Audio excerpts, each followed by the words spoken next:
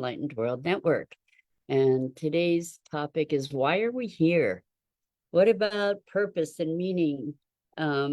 We seek the answers to why are we here and questions of meaning to orient ourselves in the world. So it's one of our most important questions, and that's what we're going to be talking about today. But before we get started, let's take a minute or two to get present.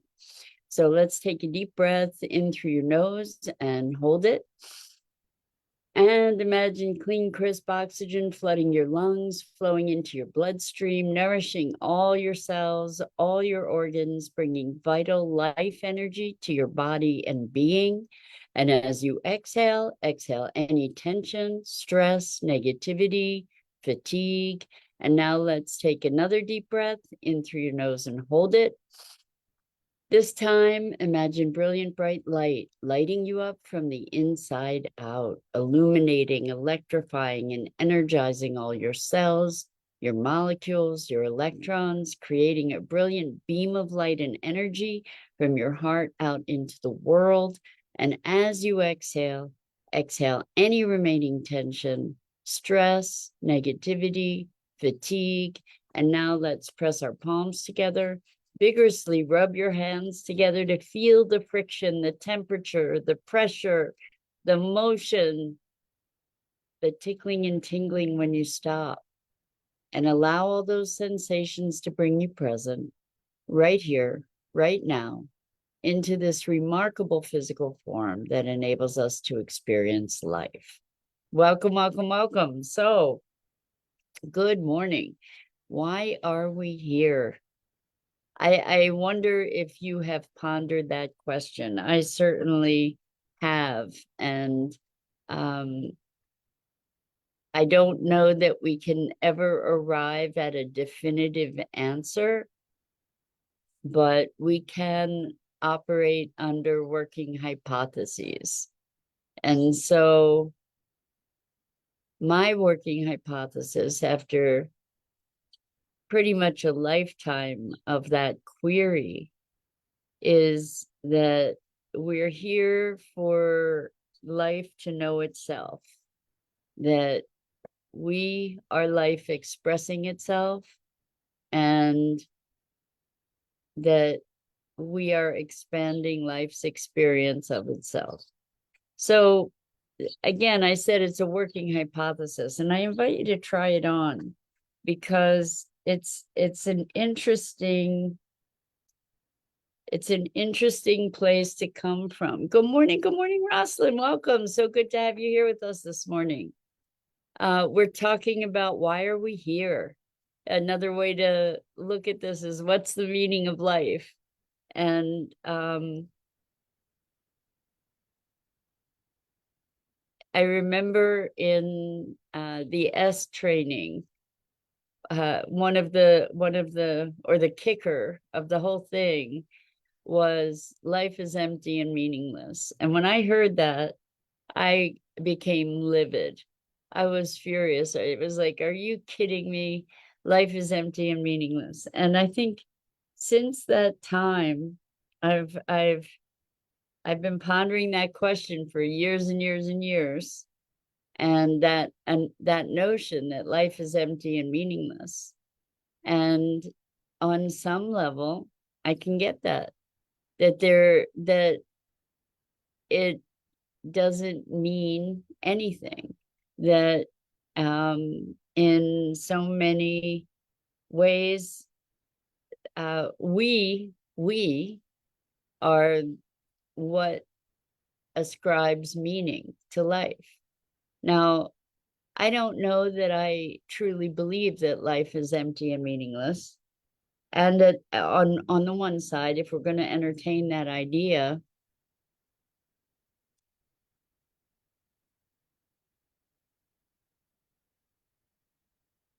I wonder, I don't think it necessarily leaves us in void. It kind of can also provide us with a dramatic and profound sense of freedom, because we get to make the meaning, which is probably really what we do anyway. But I don't believe that life is empty. I believe that life is full, that life is ever filling. This is again my hypotheses. I'm not spouting truth here. I'm just inviting you into the inquiry of um, when we look at what is the meaning of life. Maybe it's just that life is, and life's um, movement is to increase itself, to create more life, to create more vibrancy. But then there are these cycles too, right? Life doesn't exist in our experience without death. So there are cycles of life and cycles in our lives that we experience as well. But this notion of life is empty and meaningless, it may go, if we want to entertain that concept, it may go to the fact that we're conceptualizing life in that kind of approach rather than being an expression of it, rather than residing within it, rather than being of it and part of it. And when we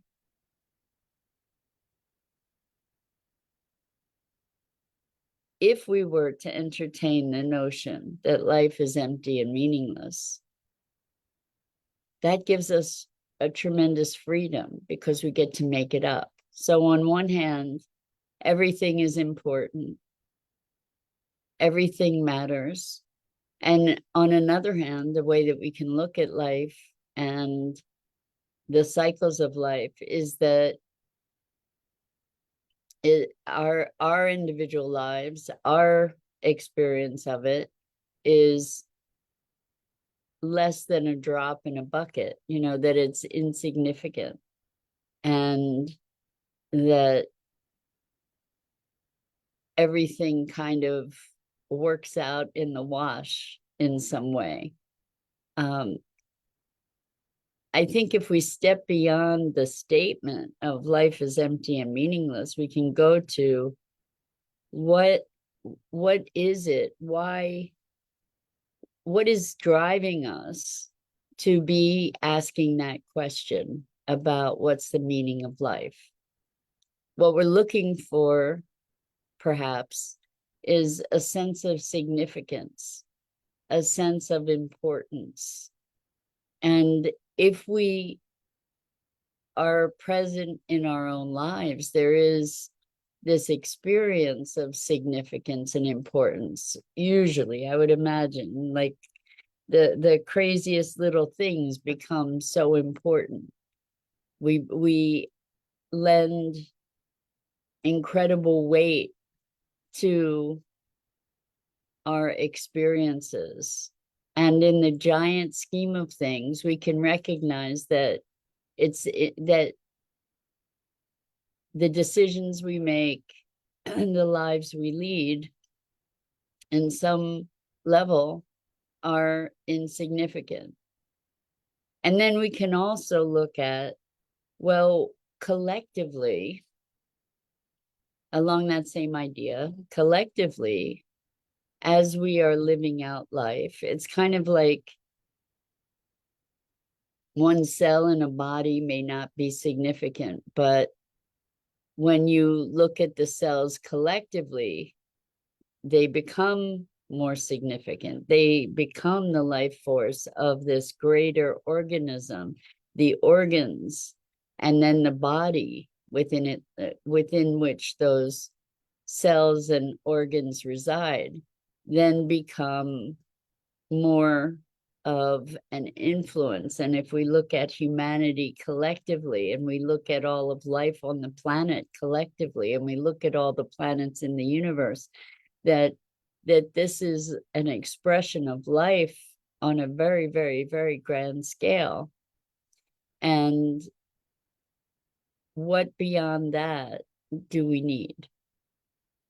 So when we look for meaning, this is kind of a paradox, I guess, is recognizing that individually, in 10,000 years, it's unlikely that our names would be remembered.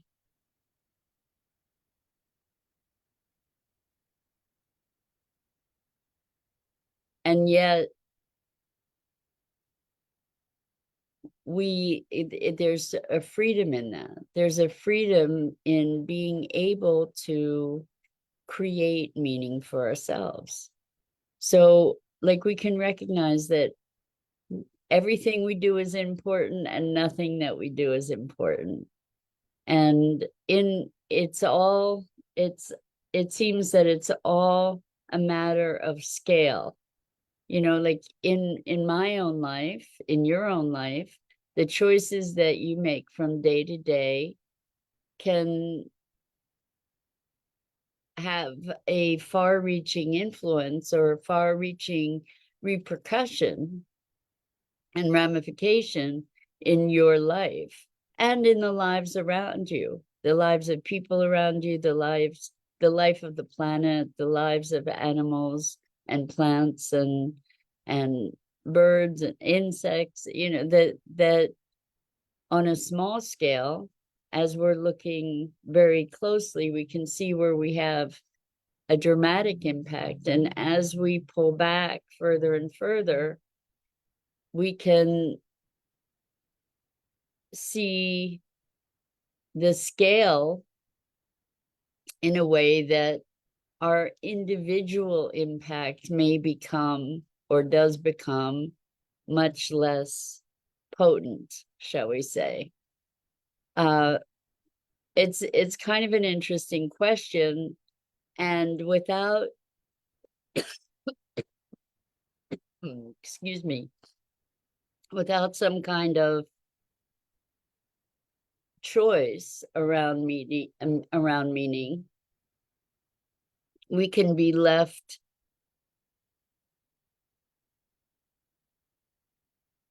bereft. We could be left hopeless, and we can be left in despair because we want to have meaning. So why? I guess the question is, why do we want to have meaning? And it gives us some sense of validation, I guess, for our lives, for our decisions, for how we show up in the world, for how we pursue our lives. And I think if we can find a way to live with this paradox of all the meaning in the world and no meaning at all, if we can live within that context, holding both of those polarities, that we can find a way to engage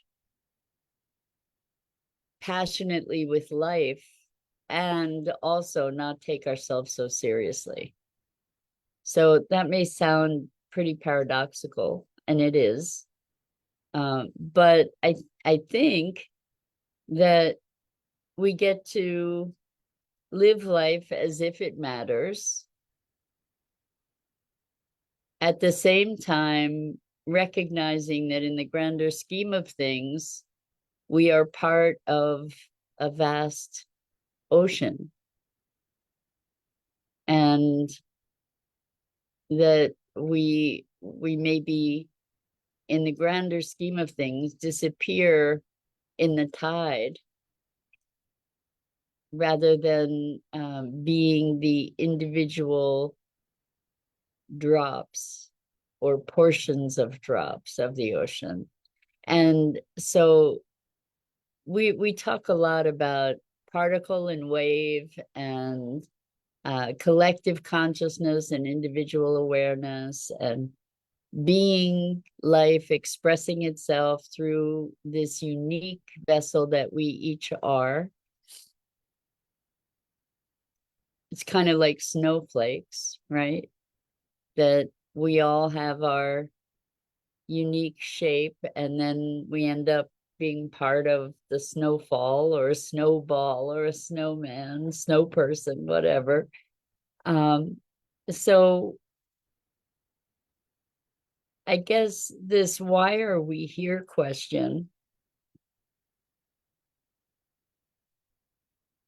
for me, rather than plaguing myself with it for the entirety of my life, I have come to the hypothesis, as I said, that who we are is life expressing itself. So why are we here? We are here, and this is again just my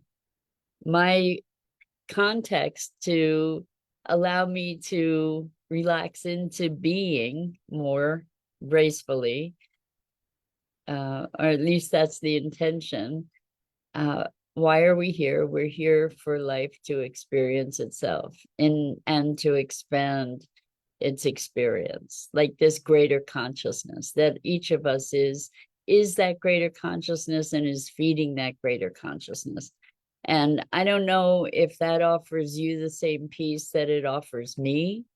Like there's a way that if I entertain that hypothesis, not saying it's true, but if I can act as though, right? Um, then it gives me an opportunity to relax, to trust that things are unfolding in the way that they are meant to unfold, that there's this wonderful adventure that we get to experience and share and create and generate. And that's all part of this unfolding that is consciousness, that is the world that we experience, that is the universe, that is our lives, that is both the individual and the collective. And so having it's interesting because before I created that structure for myself, and I recognize I created it, I may have discovered it, perhaps, but I'm not so certain that it's the truth. It's where it's the framework that I work from, which actually gives me support in that it allows me to be or it allows me to allow myself to be, shall we say, perhaps is even more the case, because for many, many years, I suffered so intently, so committedly. I suffered very, very deeply and passionately with depression and feeling like life is empty and meaningless, and that's a bad thing. Like and that's a bad thing was the interpretation that I added instead of, and that provides the ultimate freedom. We can say life is, and I don't know that life is empty and meaningless. I don't really, that doesn't feel true to me, but if it is, like on some plane, I can recognize that none of it matters, that it's all part of consciousness building consciousness. At least that's my description of it, which gives me enough of a sense of meaning, I guess, to keep breathing.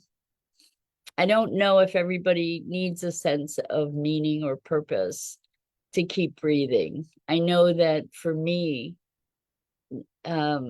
feeling like interpreting that empty and meaningless notion as pointless, futile, suffering, hardship, nihilism,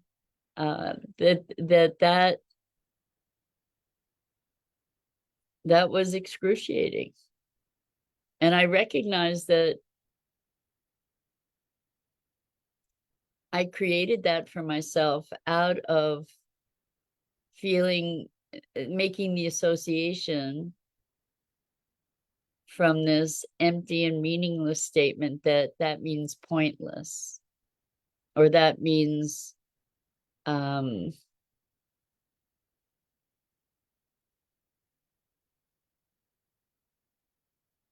that it means something that I could interpret. Life is. And it's a bold statement. I guess it's a very haunting statement, this notion of life being empty and meaningless, and humans being meaning-making machines. We are, in so many ways, making meaning all the time. And I recognize that I'm still fighting for that, right? Creating meaning, creating some kind of understanding, some kind of relevance.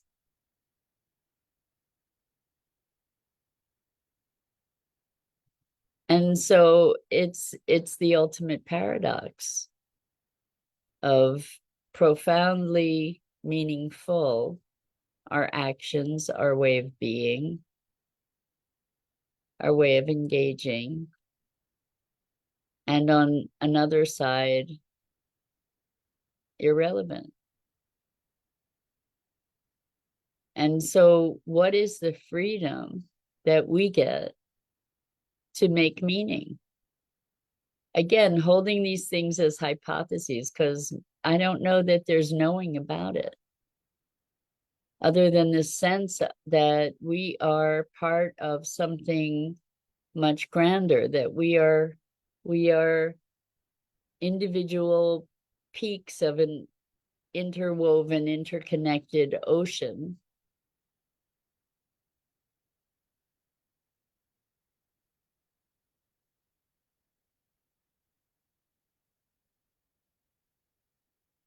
So if we get to make up the meaning, if we get to make up our lives, if we are the creators of our lives, and you don't have to believe that we are, we may be, we may not be, but what if we believe that we are? Why not create a life that expands us, that challenges us, that brings us passion, that enlivens us and enlivens those around us? Why not shine brightly in the context of our own little universes? Why not? Why not? Why not fill that emptiness with richness, with joy, with wonder, with excitement, with exploration, with and maybe also with all the other passions, with pain and grief and suffering and devastation. So why not experience all of it?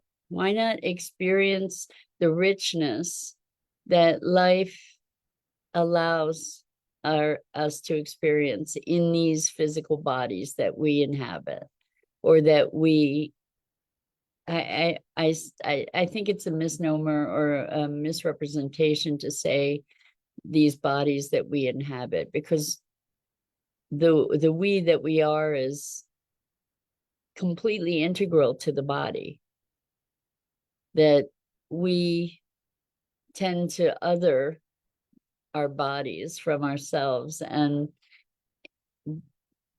our experience is inseparable from our physicality. So why not make glorious meaning? Why not live as though life matters? Live as though our lives matter. And the question of why are we here is maybe to experience the fullness of life. Maybe. Try it on. I think by giving ourselves a context for our lives, giving ourselves meaning and our lives meaning, it's kind of like we get to pretend. I love it. Rosalind says incarnated and animating. Yes. So we have a physical form, we have all these avenues of expression, and it may have no meaning at all, but that doesn't mean that we can't live as though. It's kind of like we are maybe consciousness embodied, grand souls, maybe huge energy embodied in a physical form that allows us to be on this incredible playground where we get to experience such a profound range of life and life's expressions. So why not just drink that in? Why not just embrace it to its fullest and allow it to light us up and